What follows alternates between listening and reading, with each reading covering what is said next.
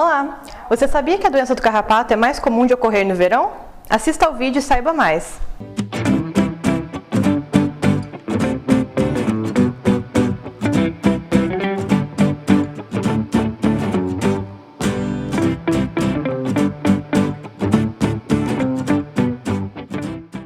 Qual pet não adora sair por aí, correndo e se aventurando em gramados, parques e áreas abertas? Mas é preciso ter muita atenção a uma doença que pode ser fatal. Quando nós falamos em doença do carrapato, a gente está se referindo principalmente à erliquiose e à anaplasmose, muito mais frequente no cão do que nos gatos.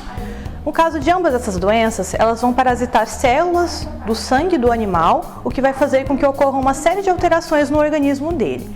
A predileção da babesiose seriam as células do sangue, a hemácia, que é responsável tanto pela nutrição quanto carregar oxigênio no organismo. Já a erliquiose vai ter predileção por células do sistema imune, o que vai fazer com que o próprio corpo reconheça suas células de defesa como células parasitas e que tenham um ataque a elas. Com isso, o animal vai ter tanto manifestações relacionadas à anemia, que já está ocorrendo por conta do carrapato que já estava sugando o sangue desse animalzinho, como também uma imunossupressão, ou seja, ele vai atacar as células do seu próprio sistema imune, o que vai levar às manifestações da doença. Saiba quais são os sinais. Na primeira fase, que seria a fase aguda, o animal estaria com a maior parte desses parasitas na sua circulação e, portanto, tem os sinais mais evidentes. Ele pode estar mais apático, mais desanimado para comer, pode estar sentindo dores articulares, entre outras manifestações que mostram que ele já não está tão bem.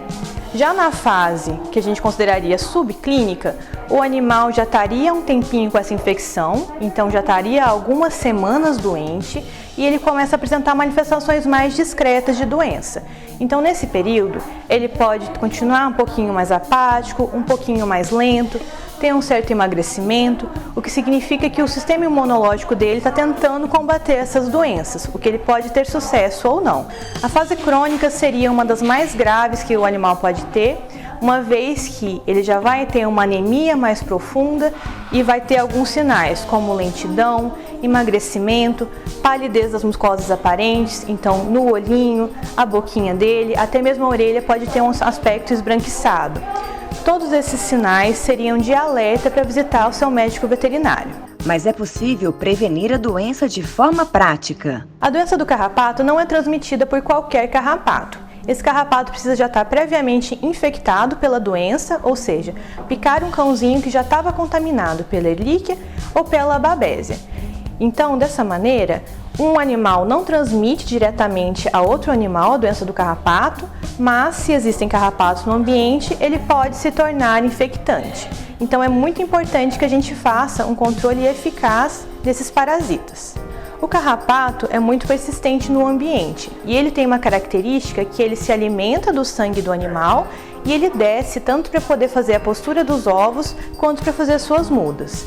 Então, se a gente intervém somente no cãozinho, a gente não consegue um controle eficaz. Portanto, é muito importante a gente ter uma orientação do médico veterinário para poder eliminar esses parasitas do ambiente também. No ambiente, existem diversas opções de antiparasitários que o seu médico veterinário pode te orientar quanto à melhor forma de uso, assim como é recomendado estar sempre lavando e trocando paninhos, caminhas, tudo que o seu animalzinho utilizar rotineiramente.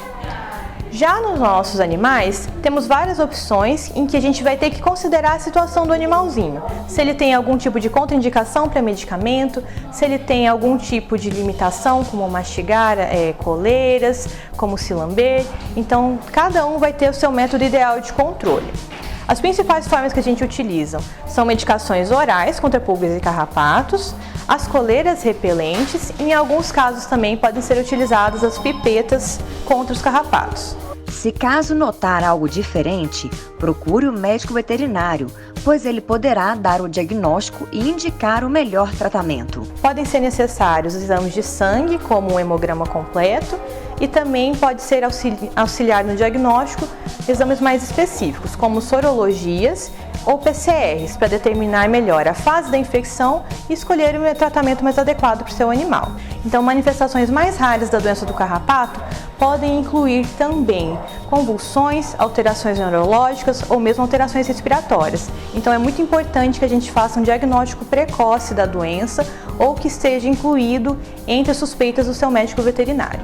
Com essas informações, vamos ficar atentos à prevenção dos carrapatos dos nossos pets, para poder identificar os sintomas quanto antes e poder procurar o auxílio de um médico veterinário. Na Clínica VetPet estamos sempre à disposição para atender o seu animalzinho e cuidar de sua saúde.